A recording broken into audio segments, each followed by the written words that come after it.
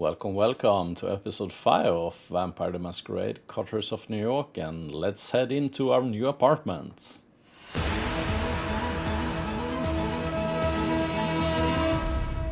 Hi guys, I'm King Priam by night, and we're playing Thane, the neonate vampire that were saved by Sophie Langley at the Princess Gathering, and she brought us to her apartment, one of those apartments that, we happened by earlier.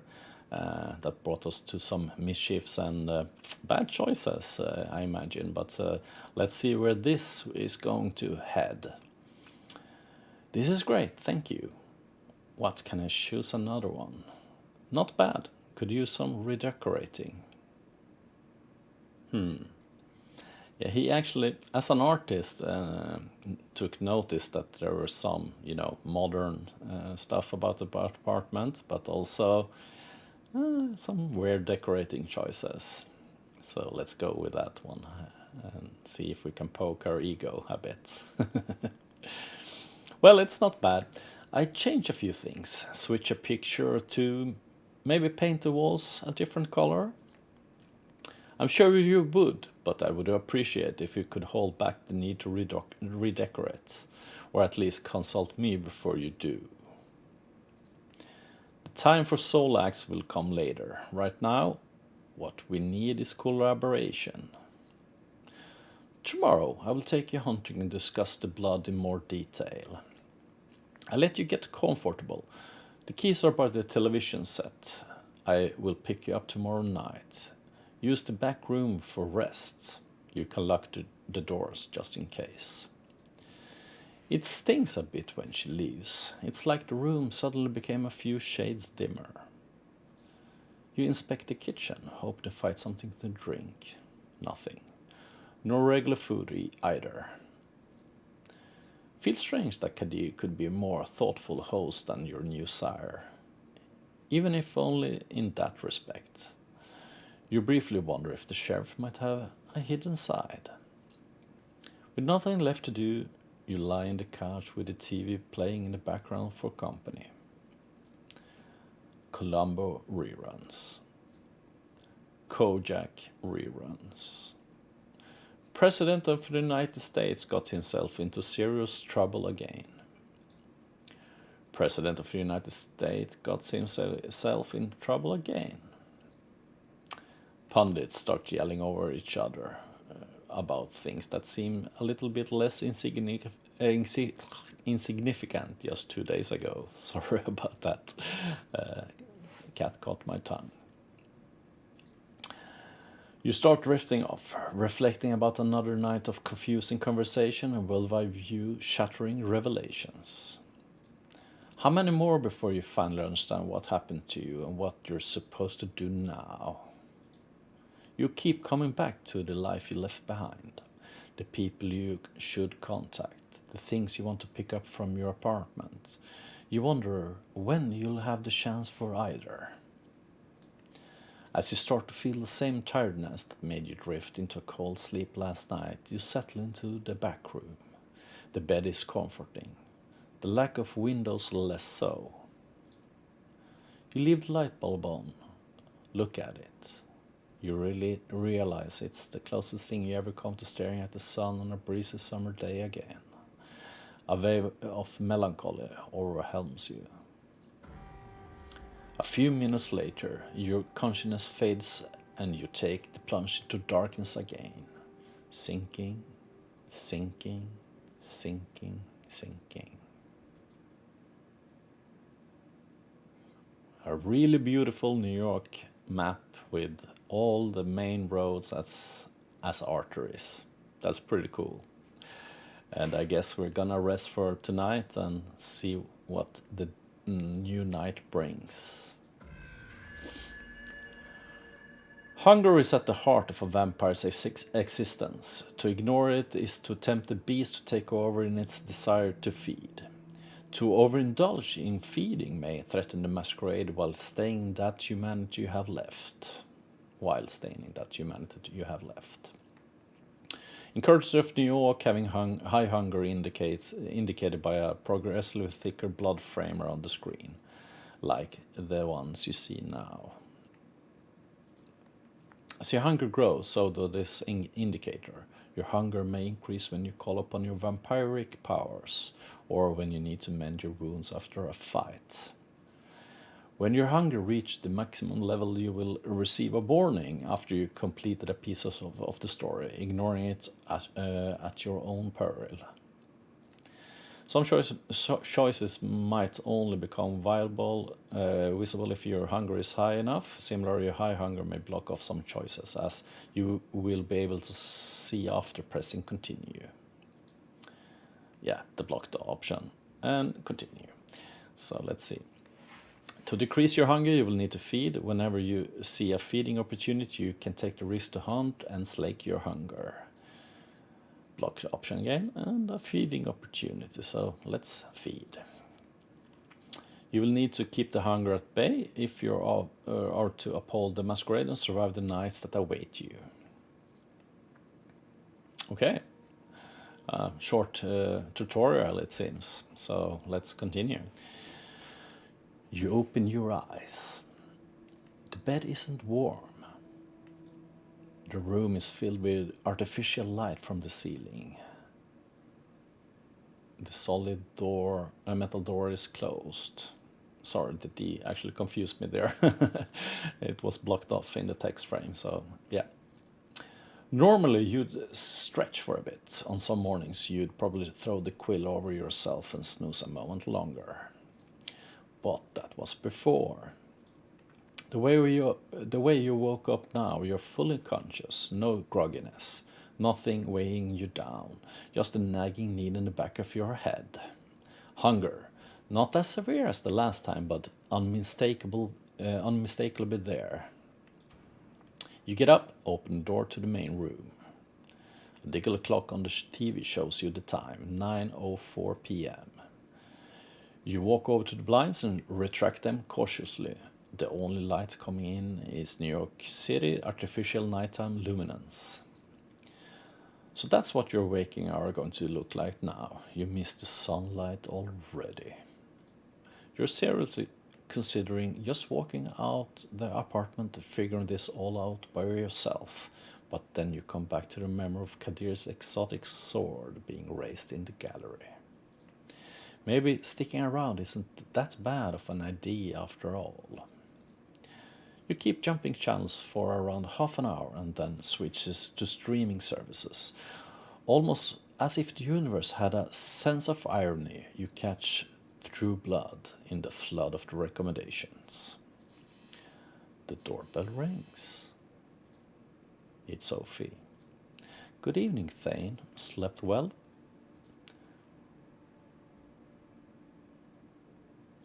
It's not exactly sleep, right? Yeah, falling into oblivion, waking up without grogginess and everything like that, like a dead man with a joke, like a baby.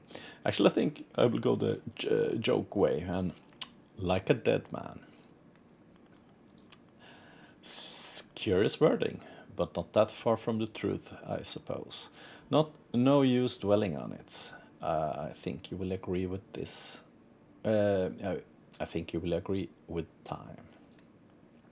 You made the right choice yesterday. I can teach you many things about yourself. Your blood, its desire and its power. We will begin tonight. You are hungry, yes, I'm sure you are. Our kind always is. There is only one remedy, the blood. The drinks we had yesterday at Elysium are not the usual way you slake your thirsts. So tonight I will assist you in your first foray into hunting. You need to learn to sense the kind of blood you desire, to understand how you can use the kind's vulnerability to your advantage. Okay, that's quite interesting, the vulnerability of the kind. Yeah, I'm ready to learn.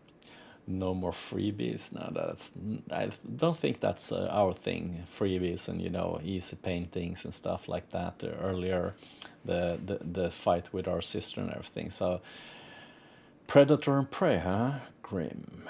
Yeah, I actually think that's the line we're gonna head with. So let me get this straight. We're predators, human or prey. That's pretty grim. I know what you feel, I remember the notion, but you will inevitably grow beyond it. You need blood to thrive, but there are many ways to take it, some more humane than others. You'll find that drinking moderate amount of it regularly will keep the hunger and the whispers of the beast away. You might think yourself monstrous, but there's a balance to be found here. The gives the kind pleasure. You might remember this from your own embrace. Some can even become addicted to the sensation, but if you do it right, they tend to remember your feeding. After all, vampires do not exist. They are myth, fairy tales, and pop culture's mainstays. Correct? She gives you a sly, knowing smile. That is why the Masquerade is so important, even more crucial when you feed. How do you avoid being seen? How do you cover your tracks? How do you select a victim? Yeah, selecting a victim is quite interesting, as she talked about our preference, but I actually think avoiding being seen is that you know, sneak up on them or something like that. Is it that, you know, when you're hiding as a kid and don't want to be found and you sneak up on people? But yeah, I actually think cover your tracks. That's we're not, you know, the bad guys or criminals and stuff like that. So we need to learn how you cover tracks from feeding. Biting people leaves marks, right? And the victim remember your face. You shouldn't concern yourself with leaving marks. These are easily concealed. You just need to bite carefully and then lick the puncture close. That's all there is to it. As for being remembered, like I mentioned, the kiss is an ecstatic experience, so kind can barely recall the details. Even when they do, this city is enormous. You could spend days on the street and not see the same face twice. Use that to your advantage. Feeding from the same area repeatedly can be dangerous, but by branching out, you risk the ire of other kindred on whose domains you trespass. Lucky for you, New York City is more forgiving in this regard. New York is in somewhat of a unique position. Many of its neighborhoods remain contested or unclaimed. The reason for this is a lesson for another time, but keep the following in mind. Take opportunities to feed when they present themselves these upcoming nights. As long as you hunt cautiously and respect the Masquerade at all times, you should be fine. To wit, I want you to join me for a trip tonight. Come downstairs. Gregory is waiting for us. The busy streets fills the air with traffic noises, pedestrian chatter, and a mix of smell that disorients you momentarily. This warm body contains what you want, what you need. You catch yourself. Did you really think of these people as mere sources of blood? Yeah, the kind of grim outlook of the new way of living or unliving. It takes a nudge from Sophie to break your train of thoughts. Her driver opens the door for her, then tips his hat to you, gesturing to the back of the car. The car casually joins the somewhat thinned New York traffic. It's still busy in a way only one of the biggest cities in the world can be, but compared to the daytime commute, it's a pleasant drive. You barely have the time to gather your thoughts and formulate new questions before the car comes to a stop. You are among the tall skyscrapers that make up Manhattan's iconic skyline. You feel a pang of emotion as you realize this is where you took part in the exhibitions just 2 nights prior. Same address, and you suspect same hall. To what end has it been repurposed tonight? Come thing. Park the car, Gregory, will you? The driver just nodded. and Sophie gets out. You join her, and the two of you walks through the glass doors together, then take the elevator up. You first note an empty stage with the instruments of a string quartet in the back, then take in the few dozen chairs in front of it. The concert seeming concluded. The patrons, all smartly dressed and push, have spread out all over the hall. Sophie strides confidently inside, produces an invitation from her purse that she flashes in front of the security guard. You follow close and are let through without issue. Let's start easy. A social setting like this one would usually prove quite challenging to an inexperienced kindred, but considering this evening a small gift from your patron, I'm hoping to procure for you a willing vessel. Just remember what I told you about taking small sips. This one I have a soft spot for. Don't damage her. Now let's see here. Ah, there he is. She noticed somebody in the crowd, flashes a heart-melting smile, and suddenly even you felt drawn to her. You haven't thought about it before, but it's laid clear for you in this moment. Sophie is beautiful. Just looking at her is a privilege. Just being with her makes you feel elated. Everybody in the crowd, but especially the man who's almost tripping over himself to reach her, clearly agrees. Edgar, I'm so happy to see you. How is your daughter? Is she with you? Ah, there she is. Julie, my girl, come over here, please. There's somebody I'd like you to meet. The young woman who walks across the hall can't be more than 19 years old. It's clear from her mismatched earrings and the partially faded purple hair dye that she doesn't fit this crowd. Julie, this is Thane. I think the two of you should get acquainted while I talk business with your dad. Awfully boring stuff, I assure you. I'm positive you like each other. The girl gives you a shy smile and nods toward the balcony stairs. You follow, somewhat unsure what it is exactly Sophie expects you to do.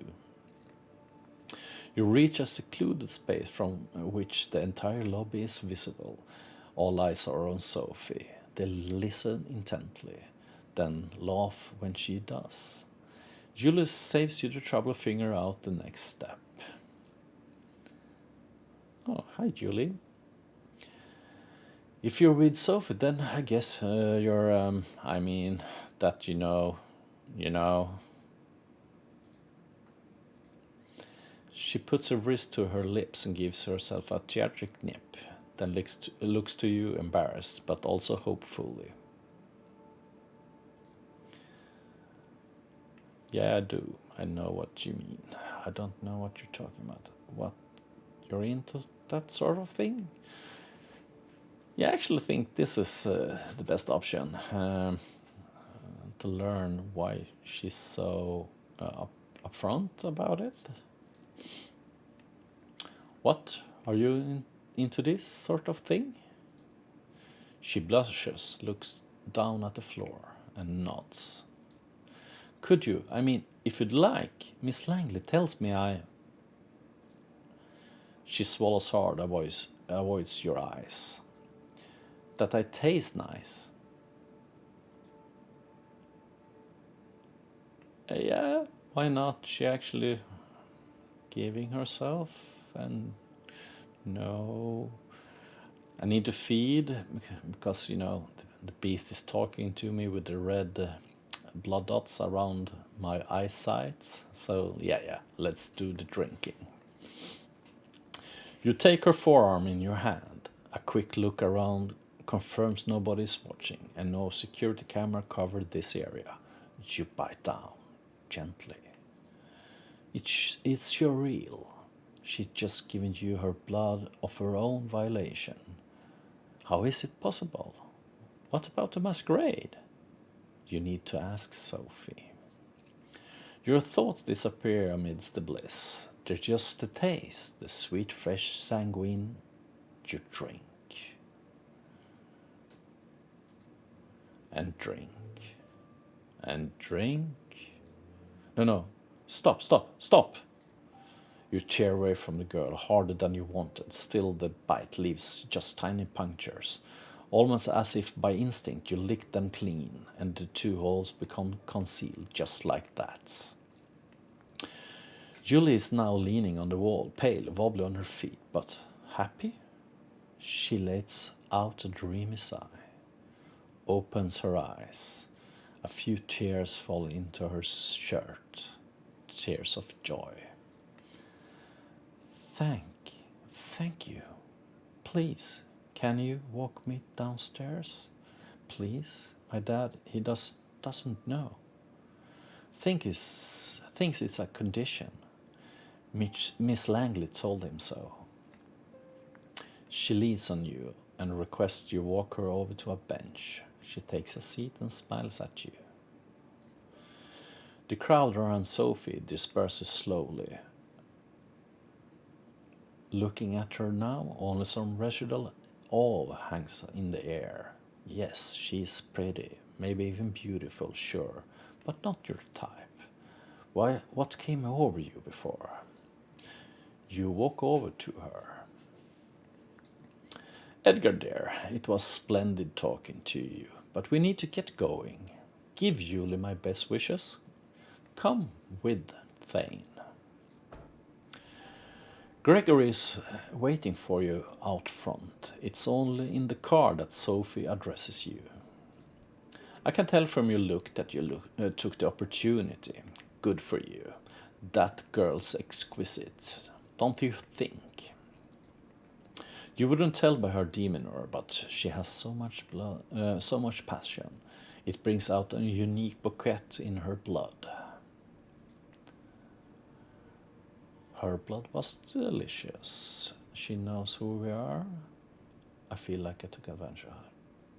Actually, the Masquerade, drinking, giving Willie a human. Yeah. I want to know more about this. I think she knows who we are. That's not normal, right? No, it's not usual. That much is true, but don't worry.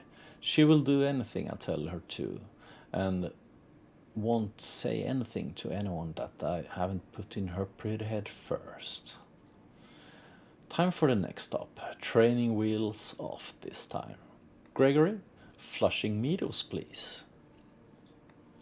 The driver takes the car over the Wilkesbury Bridge. You settle your thoughts.